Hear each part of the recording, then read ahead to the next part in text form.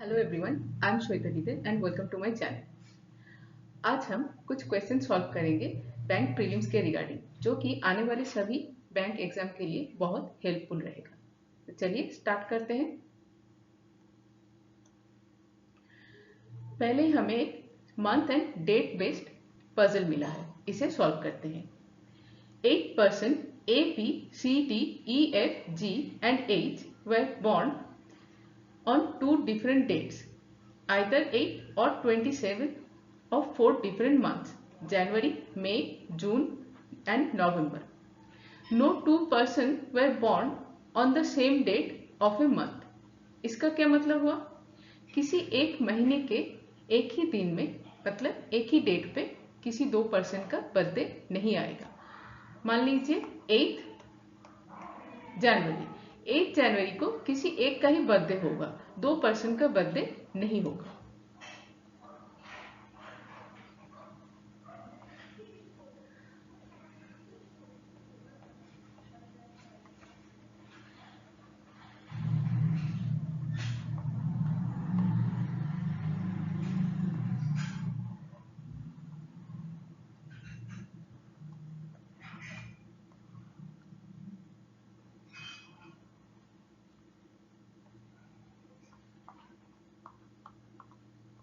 अब पॉइंट्स देखते हैं।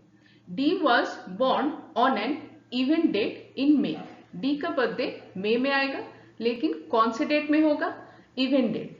हमें यहाँ पे 2 ही डेट मिले हैं, 8 एंड 27, जिसमें से 8 है इवेंट डेट, तो फिर 8 मई को डी का बर्थडे होगा। Next point, A was born in the month before D. D जिस महीने में डी का बर्थडे है, उससे पहले ए का बर्थडे आएगा। अब देखिए, डी मई में है, उससे पहले जनवरी आ रहा है, मतलब या तो ए का बर्थडे 8 जनवरी होगा या फिर 27 जनवरी। हमें अभी क्लियर पता नहीं है। नेक्स्ट पॉइंट देखते हैं। A and D were born on same date. A and D का सेम डेट में बर्थडे आएगा। अब डी का बर्थडे हमें मिल गया है, डेट कौन सा है? 8। इसका मतलब ए का भी 8 में ही आएगा बर्थडे। यहां से हमें कंफर्म हो गया, ए आएगा 8 को, 8 जनवरी। Next point, 4 person were born between A and E. A and E के बीच 4 पर्सन का बर्थडे आएगा। ए यहाँ है, अब 4 पर्सन 1 2 3 4, ई आएगा यहाँ जून के 27 में। Next point, H was born in the same date same month as E. E and H का सेम मंथ में बर्थडे आएगा। ई का कौन से मंथ में बर्थडे आ रहा है? जून में, तो एच का भी जून में ही आएगा birthday. G was born just after B. B के जस्ट आफ्टर जी का बर्थडे आएगा। अब देखते हैं, फर्स्ट जनवरी के 27 में एक डेट हमें खाली मिल रहा है। अगर बी को यहाँ लाए तो इसके इमीडिएट बाद या फिर जस्ट आफ्टर यहाँ पे जी को आना चाहिए, लेकिन यहाँ पे ऑलरेडी डी बैठा हुआ है, तो बी एंड जी का ये पोजीशन क्लियर नहीं हुआ है। नेक्स्ट, ये वाला पोजीशन खाली है। बी को अगर हम यहाँ लाए, इसके इमीडिएट बाद जी को यहाँ आना चाहिए, लेकिन यहाँ ऑलरेडी एच बैठा है, तो फिर बी का ये भी पोजीशन गलत हो गया। अब बी को हम यहां लाते हैं, इसके इमीडिएट बाद या फिर जस्ट आफ्टर पोजीशन खाली है, तो जी को हम यहां लाएंगे। क्लियर हुआ यहां तक? नेक्स्ट पॉइंट देखते हैं। 2 person were born between B and C. B and C के बीच 2 पर्सन का बर्थडे आएगा। बी हमें मिल गया है, उसके बाद तो नहीं जा सकते, उसके आगे देखेंगे 1 2 छोड़ के सी आएगा यहां। अब इस वाले पोजीशन पे कौन आएगा? जो बाकी रह गया एफ आएगा 27 जनवरी को। देखिए, पजल क्लियर हुआ, बहुत ही इजी सा था। अब क्वेश्चंस पे चलते हैं। F was born on which date and month. F का बर्थडे जनवरी में आ रहा है एंड डेट कौन सा है? 27। मतलब आंसर क्या होगा? ऑप्शन डी, 27 जनवरी। How many person were born after C, C यहाँ है, इसके बाद कितने पर्सन का बर्थडे आ रहा है? 1 2 3 4, total 4 person, option E. Who among the following was born on 8 November? November 8, किसका बर्थडे आ रहा है? बी का, option D. 4 of the following 5 are similar in a certain pattern. Who among the following is dissimilar to others? कोई 4 एक ही similar pattern follow कर रहा है, उन चारों से अलग कौन है? देखते हैं। ए यहां आ रहा है, डी यहां, एच यहां, बी यहां, जी यहां। अब देखिए ए डी एच बी सभी अलग महीने के सेम डेट पे, मतलब 8 को सभी का बर्थडे आ रहा है। सिर्फ जी का बर्थडे 27 को आ रहा है, मतलब बाकी चारों से, यानी कि ए डी एच बी, इन चारों से जी अलग हुआ, सेम पैटर्न नहीं फॉलो कर रहा है। बाकी चारों का 8 को ही बर्थडे आ रहा है एंड जी का 27 को बर्थडे आ रहा है। Option E, G is our answer. Which of the following statement is correct? D was born after A. देखिए D A के बाद आ रहा है, A का बर्थडे जनवरी को आ रहा है, D का बर्थडे मई में आ रहा है, तो ये करेक्ट हुआ। G and C were born in same month.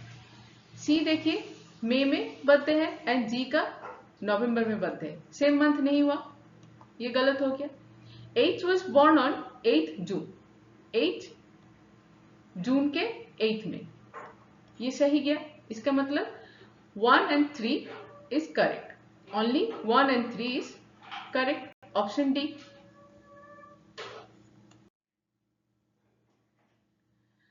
सिलॉक्स का क्वेश्चन है, चलिए इसे सॉल्व करते हैं। ऑल की इज रबर, पूरा का पूरा की रबर के अंदर आएगा। Only a few rubber is dot, only a few बोला है, ओनली अ फ्यू का मतलब सम प्लस सम नॉट। रबर के साथ डॉट का एक बार सम का रिलेशन होगा एंड एक बार सम नॉट, मतलब रबर का कुछ हिस्सा डॉट पे कभी नहीं जाएगा, some not relation. Some dot is paper, dot and paper के बीच सम का रिलेशन। कंक्लूजन देखते हैं। Some key is not paper, key and paper का रिलेशन क्या बोल रहा है? Some not. देखिए यहाँ पे की एंड पेपर एक दूसरे से अलग बैठे हैं एंड कंक्लूजन में क्या बोला है? डायरेक्ट कंक्लूजन बोल रहा है, जो कि पॉसिबल नहीं है, हो नहीं सकता, ये गलत हो गया। No paper being rubber is a possibility, paper and rubber के बीच नो का रिलेशन आ जाए, इसका एक पॉसिबिलिटी बोला है। देखिए रबर एंड पेपर एक दूसरे से अलग बैठे, दोनों में हमें कोई भी रिश्ता नहीं नजर आ रहा। जब कोई रिश्ता नजर नहीं आता तभी हम पॉसिबिलिटी केस देते हैं, यहाँ पे वही हो रहा है। रबर एंड पेपर एक दूसरे से अलग बैठे तो यहाँ पे पॉसिबिलिटी केस आ सकता है। सॉरी, ये सही हो गया। Only 2 follows. Only soil is plant, plant is soil, only case। अब पूरा का पूरा प्लांट सॉइल के अंदर आएगा एंड प्लांट रिस्ट्रिक्टेड हो जाएगा, प्लांट सॉइल से बाहर नहीं जाएगा एंड बाहर से कोई प्लांट के अंदर नहीं आ सकता, पूरा restriction. Next, some soil is feather, no feather is colour, colour and feather के बीच रिस्ट्रिक्शन, नो का रिश्ता। Conclusion, all feather being soil is a possibility, पूरा का पूरा फेदर सॉइल के अंदर चला जाए, इसका एक पॉसिबिलिटी है। अब देखिए सॉइल एंड फेदर में थोड़ा सा रिलेशन आ रहा है, सम रिलेशन। अब इनको क्या बोला जा रहा है कि पॉसिबिलिटी में ये पूरा रिलेशन भी आ सकता है, मतलब सॉइल के अंदर पूरा फेदर जा सकता है। हाँ जा सकता है, जब थोड़ा सा रिलेशन दोनों में है तो पूरा भी रिलेशन आ सकता है, तो ये पॉसिबिलिटी केस सही हो गया। Some soil is not colour, soil का कुछ हिस्सा कलर में नहीं जाएगा। अब देखिए सॉइल का एंड फीदर का ये वाला कॉमन हिस्सा है। सॉइल के इस वाले पार्ट में फीदर का भी कुछ हिस्सा है जो कि कलर के साथ रेस्ट्रिक्टेड है, कभी नहीं जाएगा। एंड सॉइल का जो ये वाला पार्ट है प्लांट, ये कभी सॉइल से बाहर नहीं जाएगा, तो ये कलर पे भी नहीं जा सकता। तो हम इसे सही बोल सकते हैं, सॉइल का कुछ हिस्सा ये वाला पार्ट एंड ये वाला पार्ट कभी भी कलर पे नहीं जाएगा, तो ये सही हो गया। यहाँ पे both follows, both 1 and 2 follows.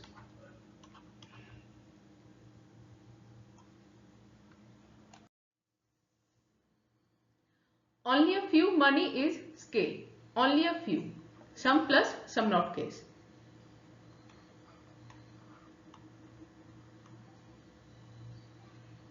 Money का कुछ हिस्सा स्केल पे नहीं जाएगा। ऑल स्केल इज ग्राफ, पूरा का पूरा स्केल ग्राफ के अंदर। Some graph is brick. Conclusion, no brick is scale. Brick and scale देखिए दोनों अलग बैठे हैं एंड यहाँ पे इन दोनों के बीच का रिश्ता डायरेक्ट बोल रहा है, मतलब बोल रहा है दोनों के बीच नो का रिश्ता है, जो कि नहीं है। दोनों अलग बैठे हैं, हमें इनमें कोई भी रिश्ता नहीं नजर आ रहा, तो फिर हम इसे डायरेक्ट नहीं बोल सकते, ये गलत हो गया। ऑल मनी इज ग्राफ, पूरा का पूरा मनी ग्राफ के अंदर, क्या हमें दिख रहा है? नहीं। ग्राफ एंड मनी में सम का रिश्ता है, लेकिन यहाँ पे ऑल रिश्ता नहीं है, तो ये भी गलत हो गया। यहाँ पे neither 1 not 2 follows.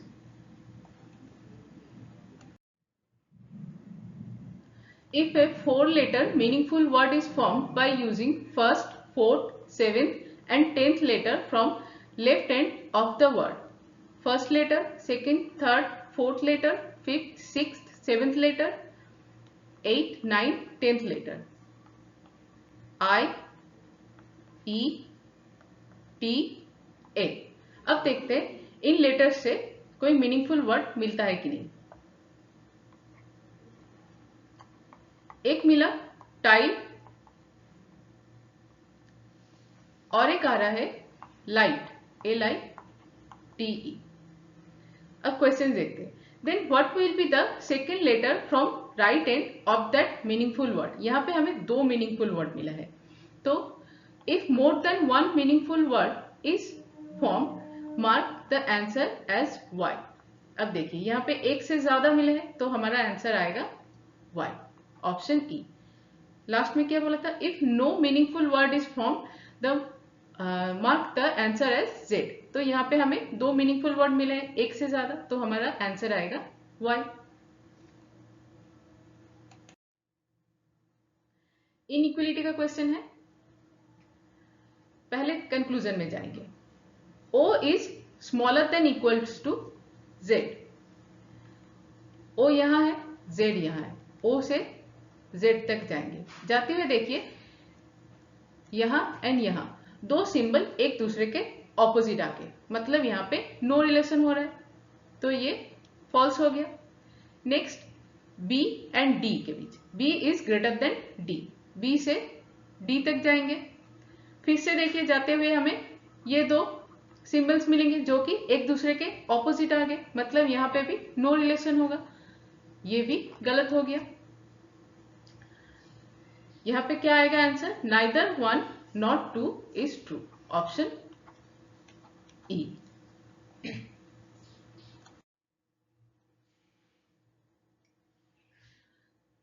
Conclusion 1, J is greater then U।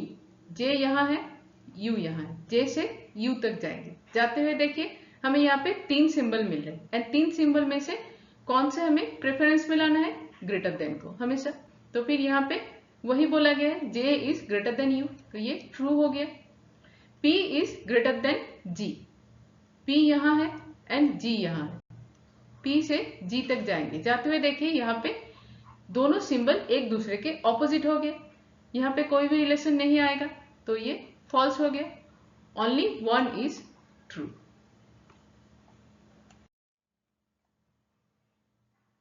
Conclusion 1, K is smaller then D। K से D तक जाएंगे।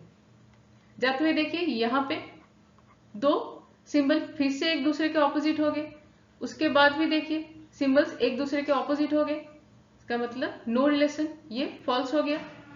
Next S is greater than equals to D, S से डी तक जाएंगे, फिर से देखिए दोनों सिंबल एक दूसरे के ऑपोजिट हो गए, तो फिर यहां भी रिलेशन नहीं आएगा, भी गलत हो गया। क्या अब यहाँ पे नाइदर नॉर केस आएगा?